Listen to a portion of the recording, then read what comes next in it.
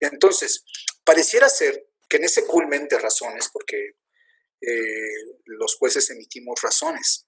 Ya te decía yo que Carlos III dijo que no emitiéramos razones, pero ahora pues tenemos, dicen los españoles, la mexicanísima tradición de fundar y motivar todo acto de autoridad, incluso los oficios. Entonces, bueno, así dice la doctrina, así dicen los españoles de nosotros, ¿no? Entonces, a ver, si nosotros somos muy concretos en el planteamiento de la litis y en la resolución correspondiente y damos razones, toda sentencia tiene básicamente razones que son ratio decidendi, que es la razón toral por la cual se está decidiendo, y ratio obiter dicta, que son los argumentos a mayor abundamiento de apoyo a esta ratio decidendi. Pero si nosotros encontramos que existe todo un entramado, por llamarlo así, de argumentos, pues a ciencia cierta, pues no vamos a ver cuál fue la razón por la cual me denegaron la petición que hice, y que desde luego para impugnar pues tengo que combatir, dar argumentos mejores que sustituyan esa razón del tribunal que acuó, y decir por qué deben prevalecer los míos y por qué esa argumentación del tribunal no es eficaz ni eficiente y es derrotable, y ponemos en un problema al justiciable, ¿no? Entonces, creo que sentencias nítidas, claras, sería un buen ejercicio, donde hubiera pues una muy breve síntesis de los planteamientos de las partes, que nos quedase a todos claro por qué está impugnando, cuál es el planteamiento o fijación de la litis, y que desde luego esta forma de hacer sentencias breves no es un primer problema, y desde luego que no es una moda. Insisto, esto se venía haciendo desde la quinta época, pero ya a raíz de que estos documentos de trabajo se insertaron en la sentencia final, en el documento final, pues es como tenemos ya sentencias muy voluminosas. Bueno, y esto me lleva a un segundo problema, la redacción judicial. La redacción judicial es un tema importantísimo. Tú y yo hemos sido secretarios proyectistas, secretarios estudio y cuenta, dictaminadores en nuestra carrera, vamos, eso es algo que abona en la carrera jurisdiccional, que es algo que lo que siempre he peleado, que vayamos fortaleciendo a esas nuevas generaciones para que el día de mañana el juzgador que llegue, pues por lo menos haya resuelto algún asunto, ¿no? Entonces, o dos, o tres, o tenga una expertise en la valoración, en la argumentación jurídica, y no, bueno, tengamos que sufrir a veces ese tipo, que insisto, es bueno las visiones en un órgano colegiado, a lo mejor viene alguien de la academia que tiene, pero pues sí sería sano que el juzgador tuviese esa formación judicial. Bueno, a ti y a mí nos ha tocado estudiar proyectos porque a veces pues, nos circulan el de otra ponencia y caray, hay veces párrafos de cuartilla y media o de foja y media, ¿no? Entonces, y pareciera ser, también dice el ministro Cosío, que la coma judicial puede utilizarse para cualquier cosa, punto y coma, dos puntos, punto y seguido, o sea, la coma judicial hace efectivamente eso, que el expediente entre en coma. Entonces, y que se vuelva aletargado, ¿no? Porque entonces, si en un párrafo, ¿cuál es mi sugerencia? Pues una idea, un párrafo, una idea, un párrafo, una idea, un párrafo. Si en un párrafo de cuartilla y media nos caben 3, 4 conceptos, entonces son 3 o 4 párrafos los que deberíamos de estar construyendo.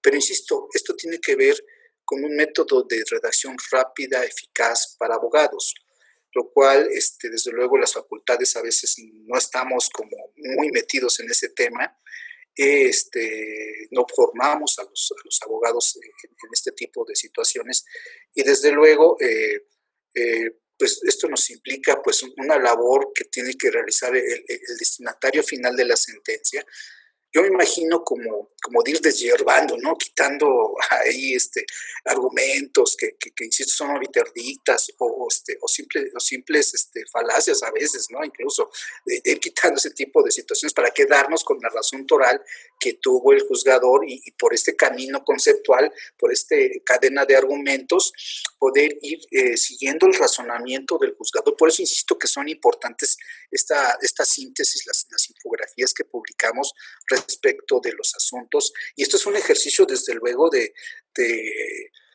justicia abierta. El tema de citar las tesis de jurisprudencia o relevantes, que en materia electoral así se denominan, es otro temazo.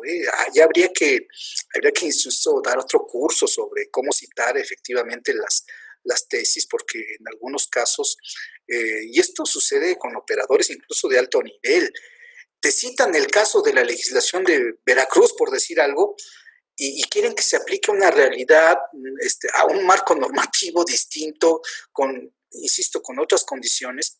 Por eso a veces pedimos que el juzgador federal que revisa nuestras actuaciones, pues lo vea con la doble perspectiva, la perspectiva federal, sí, de control como juez constitucional, pero también que vean las condiciones y las necesidades y las realidades políticas y sociales que se tienen en los entornos locales. Bueno, este tema de las sentencias, desde luego, fíjate que es bien interesante ver las sentencias de la Corte Interamericana. Numeran los párrafos. Entonces, es algo que también intenté por acá proponer, numerar los párrafos, porque así, pues en el epígrafe número tal, pues ahí encuentras que se valoró tu prueba, la que tú dices que no, porque incluso cuando en la revisión, en la segunda instancia o en la ulterior instancia, pues fíjate que tú te quejas de que no se valoró toda la total. Pues fíjate que te lo dijeron aquí en el párrafo 23, ¿no? O te lo dijeron en el párrafo 50. Tú aduces que no se analizó a cabalidad la inelegibilidad, la falta de elegibilidad o elegibilidad del candidato. Pues eso te lo analizaron, te lo probaron con la constancia tal, ¿no? Entonces, sería importante también este tema porque todo esto abona, insisto, a un tema de justicia abierta, que haya esa comunicación con el justiciable y que él entienda, en pocas palabras, de una manera muy clara, muy nítida, cuáles fueron las razones que tuvo el juzgado. Bueno, yo aquí lo dejo, a ver si no me estoy metiendo en problemas, ya aquí lo dejo, que es un ejercicio académico, siempre lo he dicho. Entonces, yo aquí dejo el tema de las sentencias que dicen algunos ciudadanas y que yo diría con lenguaje ciudadano. Debemos usar una retórica sencilla, pero que sea convincente. Si nos cuesta dar más razones, desde luego que entonces la solución que estamos proponiendo es errada. Si el tema podemos explicárselo al justiciable, al foro, de una manera sencilla, pues es porque esa es la solución que debe tener el caso concreto. Si tenemos que dar más razones, más argumentos, decías Toulmin en su esquema de Toulmin de argumentación, tener que dar más respaldos y más respaldos, pues entonces seguramente esa decisión es fácilmente derrotable, ¿no? Entonces, desde luego que es importante que tengamos esta situación. Bueno, pasamos al tema de las entrevistas, ¿no? De que un tribunal pues debe dar a conocer sus fallos y que estos, por la importancia que tienen, pues generan el interés de la sociedad, y más en un proceso electoral, ¿no? Entonces, pues quiero entrevistar al ponente del asunto. Y aquí te digo, nos encontramos con dos escenarios. Uno, que el magistrado sí quiera dar la entrevista, ¿no? O usted por qué votó, a lo mejor usted no redactó, pero el reportero del diario tal quiere entrevistar a todos los magistrados. O en colectivo, en una rueda de prensa, o directo en su oficina, ¿no? Entonces, y aquí encontramos de dos. Hay magistrados que sí aceptan la entrevista. Yo sí voy, yo tengo que decir algo y quiero que quede claro las razones, ¿no?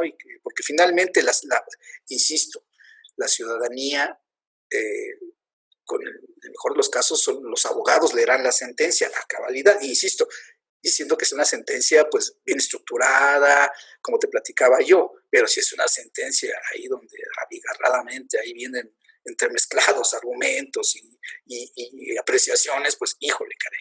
Entonces, pues por eso es importante que el juzgador pues dé su opinión ante los medios. Entonces, aquí hay dos posiciones. Una que dice sí voy y doy la entrevista. Y la otra apoyada en este criterio tradicional. A ver, yo dicté la sentencia y el tribunal ya se pronunció. O sea, los tribunales hablan a través de sus sentencias. Y este criterio ha imperado y todavía está muy recientemente, ¿no? Entonces, yo no voy a andar dando conferencias, explicando, yo y ahí están las razones, consulten el expediente.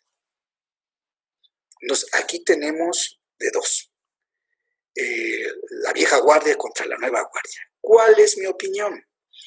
Yo considero que por la naturaleza de la materia político-electoral, de la conflictiva electoral, es sano. Es sano que vean que los jueces tenemos rostro. Con todo lo que se maneja ahora de delincuencia organizada y que ya sabes que en otros entornos hasta hay una propuesta de cierto partido, del juez sin rostro, ¿no? Pero yo considero que en estos casos vale la pena. Vale la pena que hagamos, porque es un ejercicio de justicia abierta.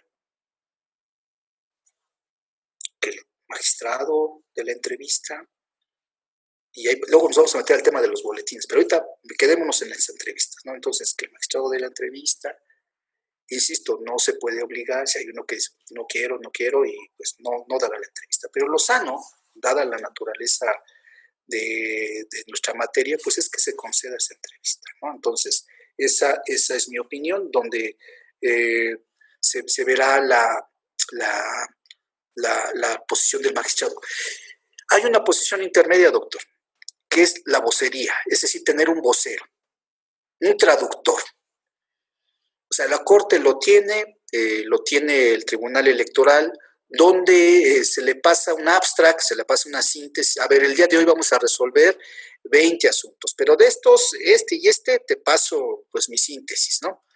Entonces, esta persona hace una traducción del lenguaje técnico legal.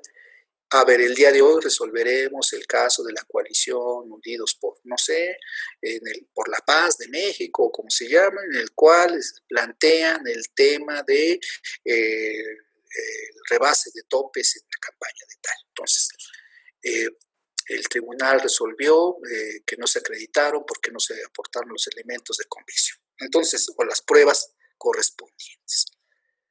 Máxime que esto es corroborado con el dictamen del Instituto Nacional Electoral, por decir algo. Entonces, la labor del vocero sería importante, es algo que también estoy tratando de que se implemente en el tribunal local, pero aquí tenemos un problema que es el tema presupuestal. Nosotros no gozamos pues de esas posibilidades presupuestales de tener un vocero que sea experto, no solo, fíjate, no solo en medios de comunicación, sino también en derecho. Tenemos que adiestrarlo, tenemos que capacitarlo y que sea nuestro vocero. Entonces, yo ahí dejo el tema, el apunte, que sería un importante ejercicio de justicia abierta. ¿Por qué? Porque pues no tenemos una fuente periodística especializada. Todavía al Tribunal Electoral del Poder Judicial de la Federación se le sigue llamando TRIFE, al Instituto Nacional Electoral IFE, y ya para no hablar de los recursos electorales o cuestiones de ese tipo que son imprecisiones. Entonces sí es sano, pues desde luego la práctica del boletín, un vocero, y estar teniendo pues mucho contacto con ellos, insisto, educar a la fuente.